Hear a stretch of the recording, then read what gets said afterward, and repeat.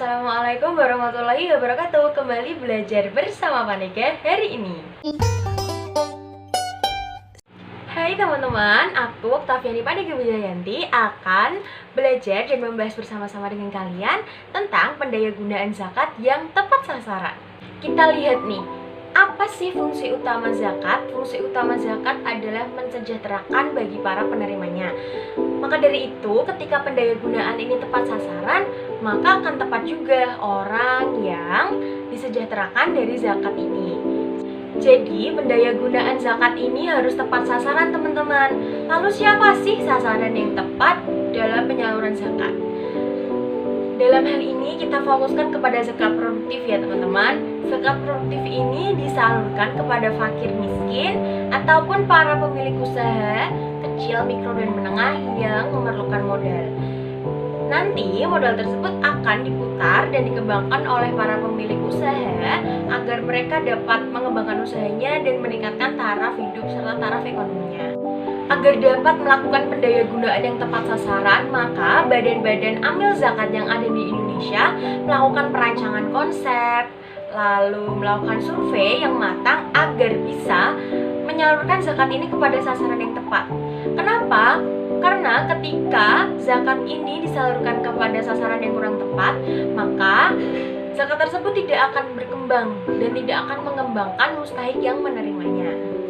Penggunaan zakat untuk meningkatkan kesejahteraan masyarakat merupakan aspek terpenting dalam pencapaian tujuan dari zakat itu sendiri. Direktur Pendistribusian Zakat Nasional meyakini bahwa penyaluran dana zakat ini akan tepat sasaran sebab dari cara pengelolaan dan pengawasannya masyarakat dapat memantau sendiri. Selain itu, pengelolaan dan penyaluran dana zakat ini sesuai dengan Al-Quran dan juga undang-undang yang berlaku. Belum semua penyaluran zakat ini dapat dilakukan di berbagai kota di Indonesia karena bisa jadi kurangnya sumber daya manusia pada kota-kota atau wilayah-wilayah tersebut. Namun, Badan Amal Zakat akan melakukan penyaluran zakat yang tepat sasaran apabila zakat tersebut adalah zakat muqayyad atau zakat terikat. Dengan adanya zakat muqayyad tersebut, para donatur akan memberikan spesifikasi atau kriteria bagi para penerima zakat dari mereka nantinya. Jadi dipastikan bahwa zakat muqayyad tersebut akan tepat sasaran kepada penerimanya. Dengan demikian, fungsi dari Badan Amil Zakat adalah menghimpun serta menyalurkan dana zakat kepada para mustahik yang berhak menerimanya secara tepat sasaran.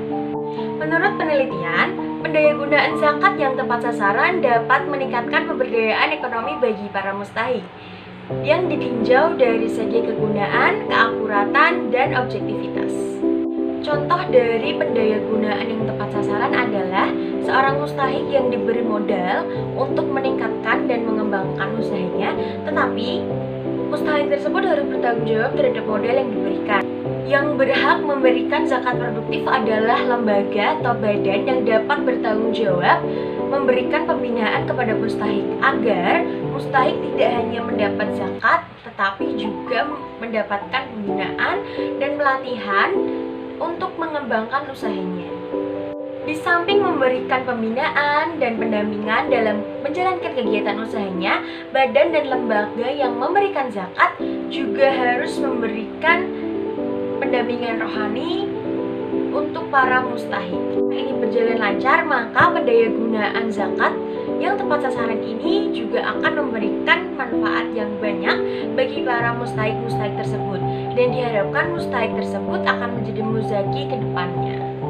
Pemerintah maupun lembaga amil zakat memiliki peranan penting dalam penyaluran zakat yang ada di Indonesia karena pemerintah juga harus menaungi para lembaga amil zakat dan bersinergi untuk menyalurkan zakat ini kepada mustahik-mustahik yang tepat sasaran. Zakat produktif ini diyakini dapat membantu mengentaskan kemiskinan yang ada di Indonesia. Sistem pengelolaan dan distribusi zakat diarahkan kepada sasaran dalam pengertian yang lebih luas lagi secara tepat guna, efektif, dan efisien dalam memberdayakan dana harta zakat produktif.